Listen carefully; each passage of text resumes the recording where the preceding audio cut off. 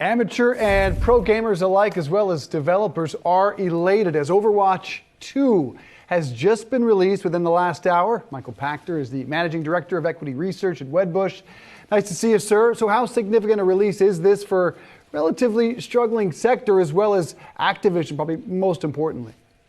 Well, Activision very likely isn't going to be a standalone company in another few months, so not significant for Microsoft, pretty significant for Activision. I think what actually matters here is that they took the Overwatch brand and they had previously issued it as a $60 purchase, and they've converted it into a free-to-play game. And we don't know if that's permanent, but we know that the launch right now is free. It's a beta, and the servers are completely jammed. So there's a wait just to get into a queue to be matched up with somebody and get into a game.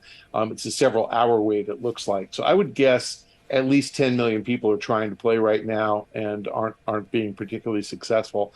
And the difference between a $60 game and a free-to-play game is you don't have to pony up the cash, which means instead of selling 10 million units or so, they'll probably end up with 100 million players who are going to check it out and try it.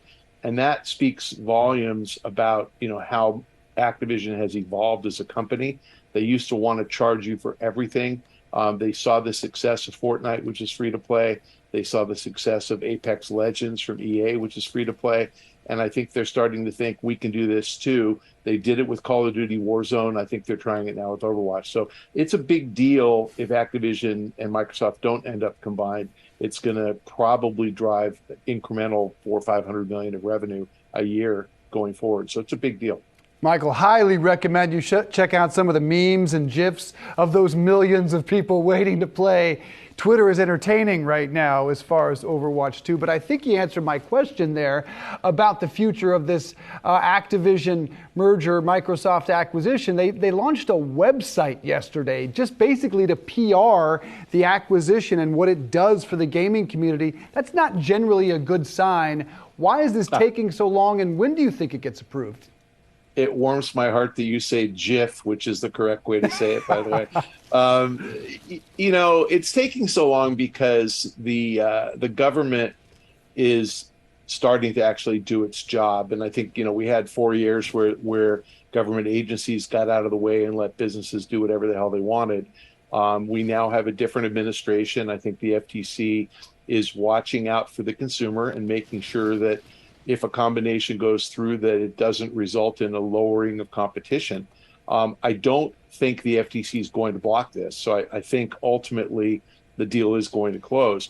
But I think that the FTC and the UK Competition and Markets Authority and the EU Competition Commission are going to have to be satisfied that, under Microsoft's ownership, Activision will continue to put games on the PlayStation platform, for example. And I think Microsoft will agree to that. So I think you can do things to make sure that the status quo isn't disrupted and keep consumers happy.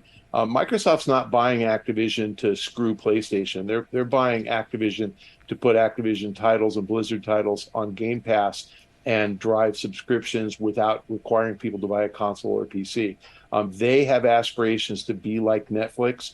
They're looking well beyond 25 million subscribers, and they're looking at 200 million households who can play games and pay them, $15 a month. And I think it really has a chance of happening if they close the deal with Activision.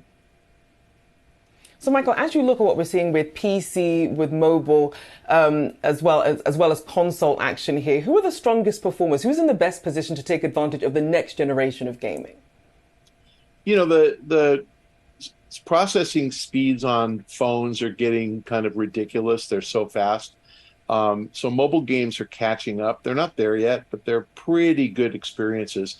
I think that most compelling is that a streaming service like a Game Pass, Google Stadia that closed down or is closing down at year end, but announced that last week, and Amazon Luna, ultimately you're not going to require any hardware. You're going to require an internet connection and a screen. You can play a console quality game on your TV or your phone or your laptop without using the processor. So it doesn't really matter. It's all going to kind of merge together. But as far as, who's best positioned to make money, the mobile publishers right now, because that's the biggest market by a lot, by literally 5 or 10-fold. There are 3.5 billion, active mobile gamers. It's crazy. Half the planet plays mobile games, and easily 10% of them spend money. More likely, 20% over the course of a year. So you've got 600 or 700 million people spending money in mobile games, as opposed to a couple of 100 million people who buy console or PC games. And as you speak about this merging, obviously Google pulling back, as you mentioned, they were Stadia, but you also have Netflix trying to step up its role here. As we're seeing some of these tech companies coming into the gaming space here, do you expect more perhaps consolidation in this space? And who would be some of the likely contenders?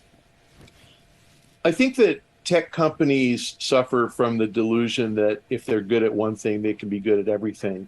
And so that clearly was Google's problem. That's clearly Netflix's problem.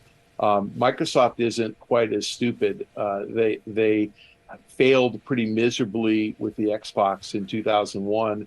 They did a little better with the Xbox 360 in 2005, and then a lot better, with the Xbox One and the Xbox Series X.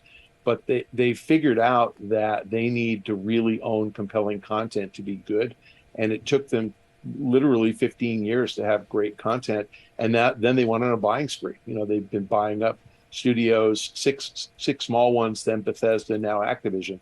Netflix isn't going to do it by building one game at a time, and they're not going to do it by buying little tiny, mobile game developers. Anybody who wants to be in this business is going to have to make a splash. So the answer to your question is yes, consolidation is likely if a big tech company decides they want to be in this. I don't think Netflix has the assets or the appetite to go spend 60-70 billion dollars. Amazon maybe, but they're pissing money down a hole trying to build games themselves, and they're doing a really miserable job at it. As we said, Google did a miserable job at it.